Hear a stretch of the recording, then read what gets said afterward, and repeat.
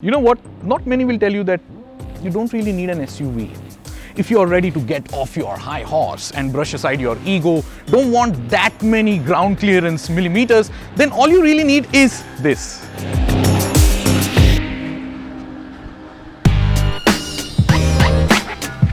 Made it. He's got a point, you know. You don't really need an SUV as long as the sedan in question is this.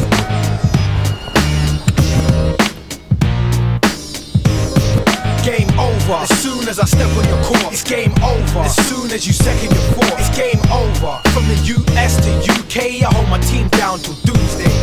Okay, you know, no matter which SUV you buy or have, you're never going to look as pretty or handsome as the Octavia. Also, fun fact, this is the first drive after that long lockdown being cooped up at our houses. Oh, yes. And clearly a lot has changed. Yeah, a lot has changed, but the Octavia here has also changed. So quite literally, it's the first drive of the 2021 Skoda Octavia. Welcome, everybody.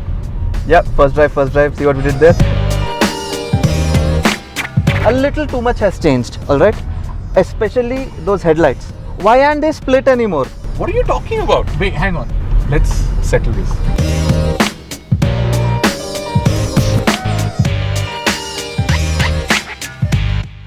What do you mean you don't have split headlamps? I mean, look at this. The DRLs here, they split the headlamps. But does it matter whether they are split or not? The first gen Octavia wasn't split headlamps. And then the DRL line extends all the way over here to become the lower line of the big grille. Now people buy SUVs because of the big grille. You have a big grille. So it looks good. It looks very good. So the split headlamps don't matter. Wait, hang on. These lines here matter on the bonnet.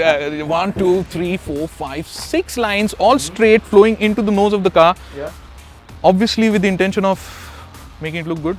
Good, and also they serve a very important purpose, which is to make it look sleeker and longer. It's the same funda as wearing stripes makes a person look slimmer and taller. You're wearing stripes.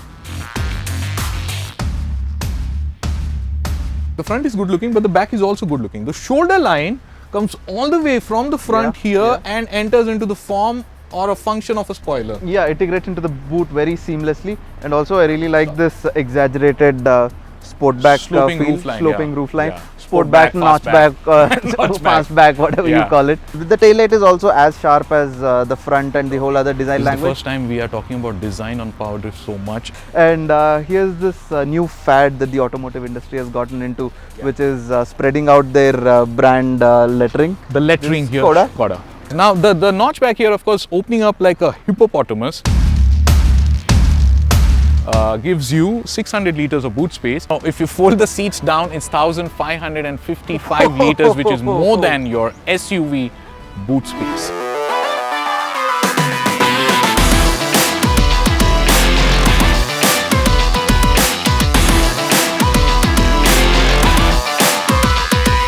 There where I'm sitting, by the way, Ninja, if I look at the dash, it's looking very pretty, very pretty. That the thing that they've done with the multi-layers, different texture for different layer, and then the suede or Alcantara-ish leather that you have. By the way, everything is soft touch there at the front.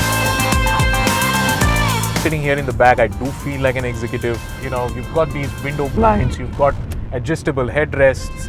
For me, of course, I can operate it all with my neck here, if you can see it. But you've got adjustable headrest here for the middle person too. Just hope that the middle passenger is not very tall. Now when I look up here, I have these soft, touch-sensitive reading lamps, which is very nice. I've got rear AC vents.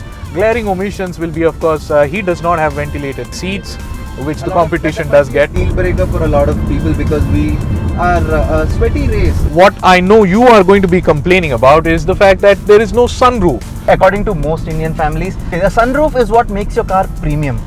The sloping roofline is not very close to my head. I still have enough amount of headroom, so there is no sense of claustrophobia inside. I don't need a sunroof. Unless you're a father and your child comes up to you and says, "Daddy, we want a sunroof." If you're a good father, you ask your child not to stick their heads out. So you be the judge whether the sunroof and ventilated seats are a deal breaker for you or not. Not just that, the steering wheel is missing a spoke and there's no manual gearbox, and the gear selector is now a switch.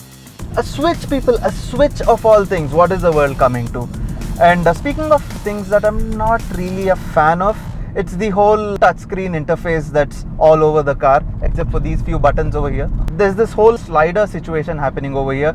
So in case you're driving and you want to increase your volume or reduce your volume, all you have to do is slide your hand over this area over here and voila. I like the word you used, slider situation. And I think Skoda's done a clever job of many things here on the inside. The way the cabin feels, very airy, very spacious. The noise NVH levels are also smoothened out. One of my favorite features in this is your MID and the whole instrument cluster right now is all digital. So there is an infinite amount of data that is available at your disposal right there.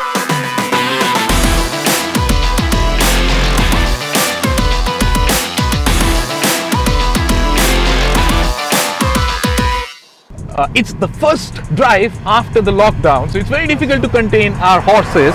And we have 190 horses, 330 Newton meters of torque. But it's not the numbers, you know, it's how the power is being put down. 0 to 100 in 7 seconds.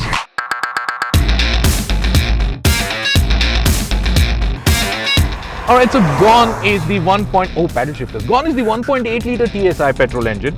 Now what you have is a 2 liter petrol engine TSI, of course. The same one that you had in what? The Superb. Superb, and also, wait for it, in the Tiguan Allspace. And so certainly it does not feel underpowered. It's a lot of fun to drive it. You've got precise gear shifting, of course, happening with the 7-speed DSG. DSG. Yes. No, don't worry about DSG. No, don't worry. Not the DQ200. It's not the infamous DQ200. This is the DQ381, specifically developed for front-wheel drive cars. Or SUVs. No, front-wheel drive cars. Front-wheel drive SUVs उतने ही SUVs होते हैं जितने बंदर इंसान होते हैं.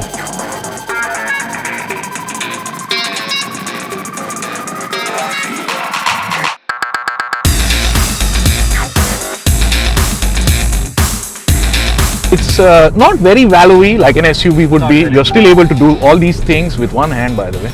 And so the ride quality is good. It actually just blunts out all the sharp edges on the road with its good amount of damping. Now let's talk of safety, because I am a... Yeah. Oh, the braking is good, by the way. Very good.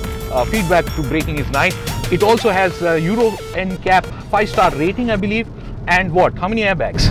More airbags than we have friends, both of us combined. So that is enough airbags.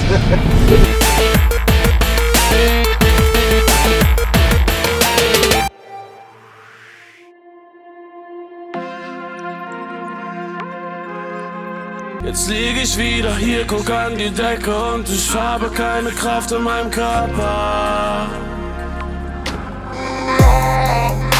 Viel zu viel in meinem Kopf und ich merke, ich kann hier grad nicht sein. Würd so gern abheben, aber meine Flügel sind aus Blei. Deshalb pump ich's mir Gift durch die Lungen in meinen Körper rein. Bin gefangen in mir, aber wie gerne wär ich nur frei. Ein bisschen Ruhe und das Piepen macht mich taub. Die Maschine dreht sich weiter und alles nimmt seinen Lauf. Doch dann seh ich nach draußen und Bro, to boil it all down, what you're trying to say is the whole idea of the SUV is merely an apparition that we've created, right? Yeah. It's not a car, right? More of a reflection of a false sense of power and authority. Valuing in the thought that the high seating position is going to help you dictate your own rules off the road. That's kind of deep, huh? Let me try something deep as well. What you're trying to say is this whole thing is nothing but a mere, conspicuous consumption, so to speak? We are humans. That's what we do. We conspicuously. You know though, the Octavia, 4 generations later, it has made me realize the same thing that it made me realize in its every iteration. That, and I'm sure of it, at least for today, you don't really need an SUV.